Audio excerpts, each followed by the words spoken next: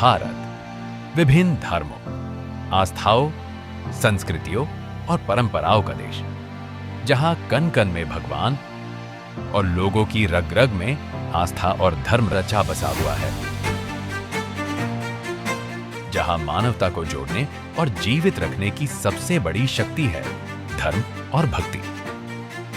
और जब शक्ति और भक्ति की बात हो तो एक ही नाम याद आता है, वो है राम भक्त हनुमान।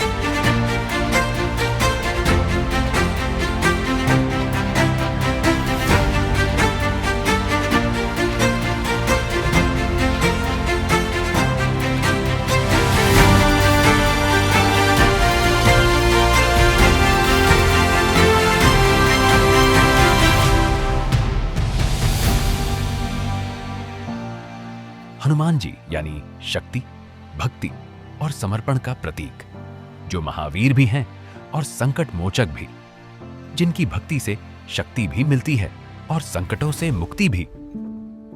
और कभी कभी मिल जाती है एक बड़ी प्रेरणा, एक बड़ा विजन। ऐसी ही एक प्रेरणा जागी हनुमान भक्त श्री गिरीश भाई शाह के मन में। प्रभु श्री हनुमान जी मुझे अत्यंत प्रिय हैं, और प्रिय इसलिए हैं कि जो प्रभु की सेवा हनुमान जी महाराज ने की है और कर रहे हैं, वो किसी भी भक्त का करना संभव नहीं है।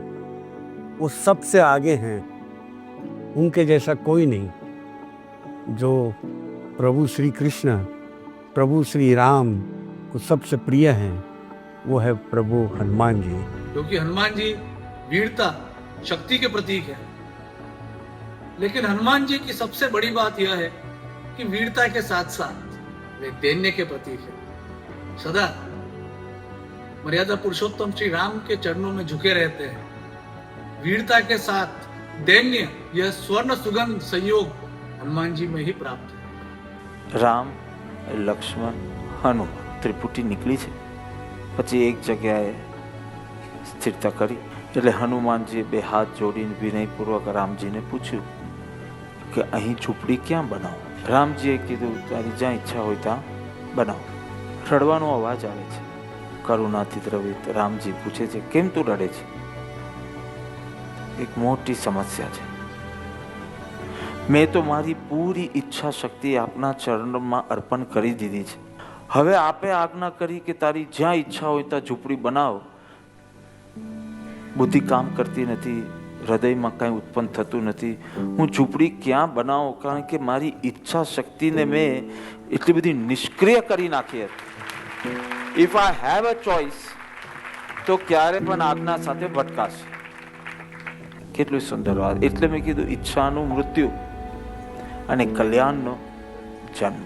गिरीश भाई शाह के मन में वर्षों से एक संकल्प था, हनुमान जी की एक भव्य प्रतिमा बनाने का। अब उस संकल्प को साकार करने का समय आ गया था। लेकिन इस यात्रा का पहला और सबसे महत्वपूर्ण प्रश्न था, इस भव्य प्रतिमा का निर्माण कहां किया जाए?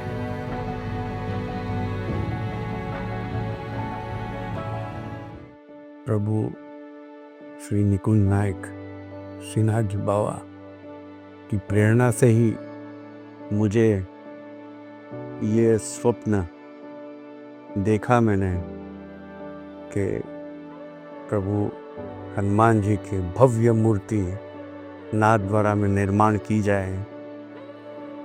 उसका कारण यह भी है कि जब ठाकुर जी विक्रम संवत 1728 में नाथद्वारा में पधारे थे, तब उनके साथ प्रभु श्री शिवजी महाराज और प्रभु श्री हनुमान जी साथ में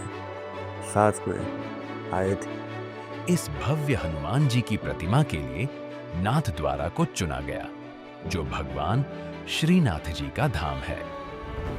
इसी मंदिर के पास फैले 500 फीट ऊंचे विशाल गिरिराज पर्वत पर 131 फीट ऊंची हनुमान जी की मूर्ति स्थापित करने का संकल्प गिरीश भाई शाह ने लिया।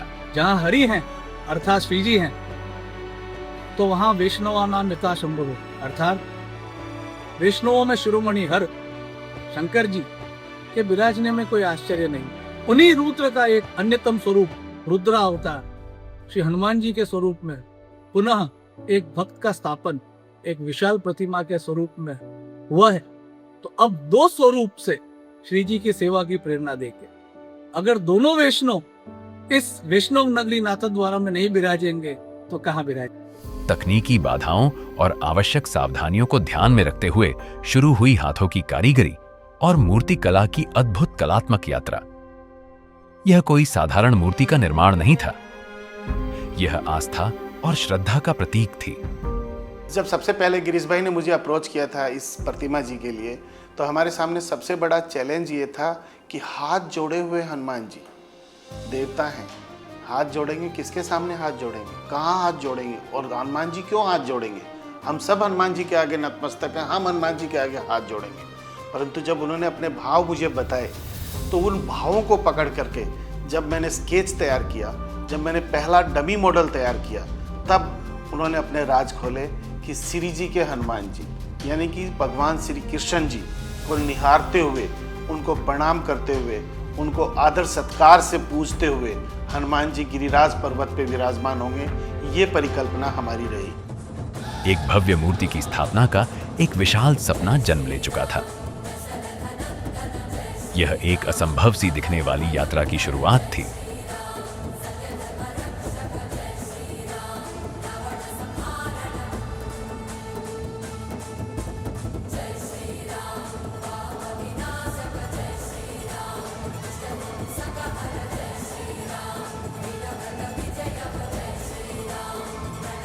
The objective of an architect is always that he should design something which lasts for generations. This project is architecture meeting spirituality. This makes this a mega structure. उस लोकेशन पे काम करना वो बहुत ज़्यादा टफ था। हमने अब तक ग्राउंड पे काम बहुत सारा किया था, लेकिन ऑन अ क्लिफ अगर आप उसका टॉप किसी भी अरावली पर्वत श्रृंखला को जब आप देखेंगे तो ये एक पॉइंटेड क्लिफ नहीं होते हैं, यहाँ पे एक प्रोफाइल चलता है। It is a range of mountains and जब रेंज ऑफ माउंटेन्स अपने आप में कनेक्ट होती है तो उनका जो टॉप लाइन जो है वो टॉप लाइन आपको एक प्लेटफॉर्म की तरह क्रिएट करके आपको एक जगह देता है। गिरिराज पर्वत पर निर्माण की शुरुआत पूरी सावधानी, धैर्य और दृढ़ संकल्प के साथ हुई। मजबूत नींव तैयार करने के लिए चट्टानों की गहराई तक स्टील की सरियों को मजबूती से लगाया गया। सिर्फ एक ही दिन में 100 से अधिक श्रमिकों ने मिलकर पूरी राफ्ट फाउंडेशन का कार्य पूरा किया। इस नींव के निर्माण में लगभग 1200 सीमेंट की बोरियां और 100 टन स्टील का उपयोग किया गया। हर एंकर बोल्ट को मिलीमीटर स्तर की सटीकता के साथ लगाया गया।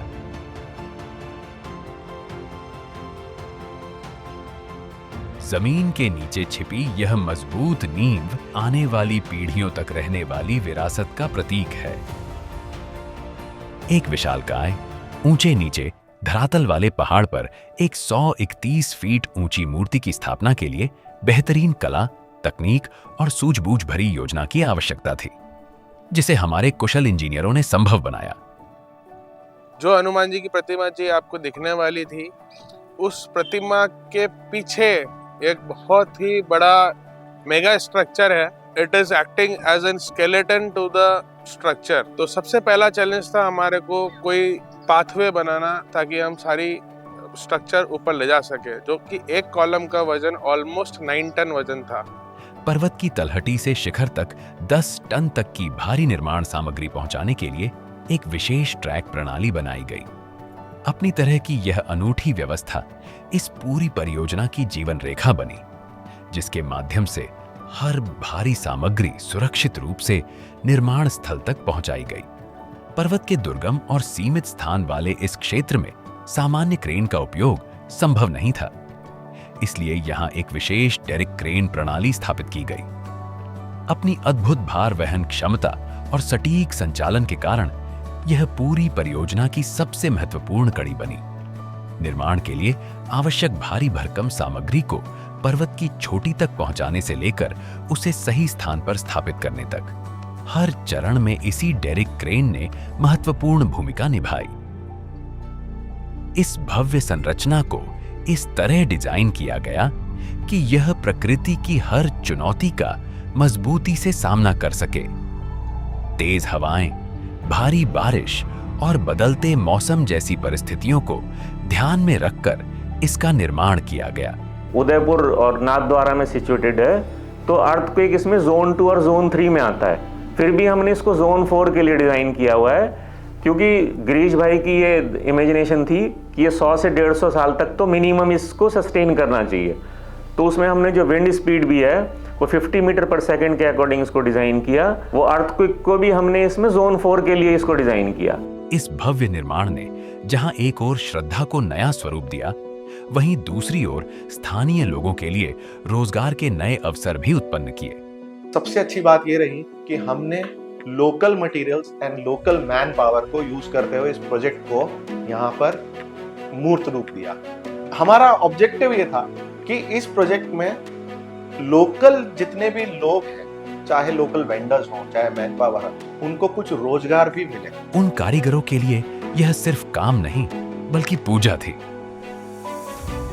इस प्रकार यह परियोजना केवल एक प्रतिमा का निर्माण नहीं बल्कि पूरे क्षेत्र के विकास की एक नई शुरुआत भी बनी। हनुमान जी की यह भव्य मूर्ति सिर्फ स्टील, पत्थर और अन्य सामग्रियों का मिश्रण नहीं है, यह आस्था और भक्ति का प्रतीक है। जब गिरीश भाई शाह ने इस भव्य मूर्ति की स्थापना का सपना देखा, तब कई लोगों ने उनका उपहास उड़ाया। लोगों का कहना था कि यह एक असंभव कार्य है और यह कभी पूरा नहीं हो पाएगा। लेकिन उनकी भक्ति और हौसले को भला कौन तोड़ सकता था? उनके अटूट विश्वास, बापा में उनकी गहरी आस्था और परिवार के सहयोग ने इस असंभव कार्य को संभव बना दिया। यह दिव्य धाम विश्व भर से आने वाले प्रत्येक भक्त के लिए निःशुल्क है।